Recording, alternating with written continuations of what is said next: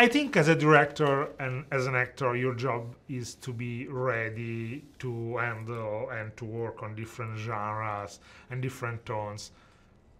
But when you start working a zombie Nazi movie, how do you set your mind in order to, okay, I'm gonna do this right? Well, you gotta, so it all comes from casting. You know, you gotta cast great actors because you know you're going into a territory where you gotta thread the line, you know, and so you gotta get a bunch of actors to understand the movie you're making, and you know, Pilou could probably speak about, you know, because he ends up by. I think you don't. We never discussed this is a Nazi zombie film. Mm-hmm. We always, every single scene, how can we make it as realistic as possible? You know, because you don't think when you're creating a scene as a director or as an actor, you're aware of the genre, but it's nothing. It's in the back of your head. You don't bring it to work every day. So we would always discuss a scene how you would discuss Shakespeare. What's my want and need? Where are we going? What do we want to get out of this scene? And then we would do the scene. And what I love working with Julius is that he was always open for improvisation. That we could, within that world, we could do a little bit of improv. I'm a very greedy director. I love actors just bringing me all different types of goodies, and Pilou delivers on that. I think he did a good job. Actually. It was super fun. Yes. I mean, yeah, this movie was really a lot of fun to watch, but I guess also it was a lot of fun to shoot in some way. Yeah. Which has been for both of you the most fun scene to shoot? I know the scene. There are so many great scenes in the attic. But I must admit, at one point, my character gets caught by the American soldiers, and I have this scene with Wyatt Russell, who plays Corporal, yeah, in the film, where he tortures me, and I don't know why, but I really enjoyed that collaboration with him.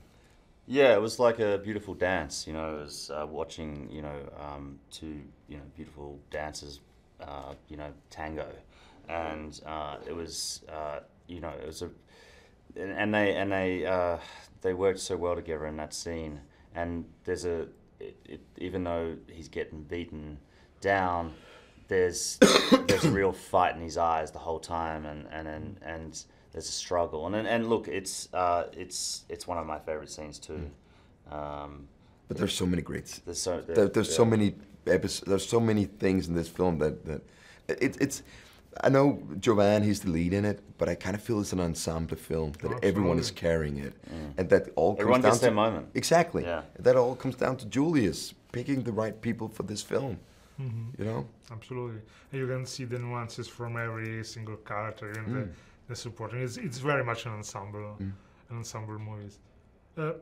Is there any war movie or any villain in a war movie which inspired you when you started thinking about making Overlord? No, I mean, I've watched a lot of war movies and read a lot of books, but really, you know, what you're seeing on screen with this, you know, with Waffner, you know, it was just all our discussions, you know, and wanting to try and make him as three-dimensional as possible, and you know, instead of, and this is very simplistic, but instead of, you know, smashing down doors, he would politely knock and like come in and say, "Oh, could I please come in?" And but if you mess with him, you know, watch out, you know. Yeah, we didn't want to do something stereotypical, and he had to be, you know, an ultimate villain, because otherwise, you know, what have the good guys got to fight against? Exactly. Exactly. One of the things I really enjoyed about this film was that before we would start shooting, you would do costume tests where you would find, and it's so important for me, the way I work, when I get the costume on, it creates the character. And Julius is the same, so focused on the details. I remember you kept bending the hat because you wanted exactly the same, the right angle when you meet him the first time. So everything was built like a sculpture. And my only thing, I wanted to do an homage to another war film, which has the same craziness and is also based on real events, but fictional, Inglourious Bastards. and that has a villain in it, in Christoph Waltz, who does an amazing job. I wanted to have his leather jacket on. And I actually asked the costume designer if it was possible, and she said, oh, "You're too big." But she did the film. He's very tiny. He's very tiny. She's like, oh, ever since she did that film, she was the costume designer on Inglourious Basterds as well. And she's like, everyone wants to get that leather jacket, but you're too big, so we created my own.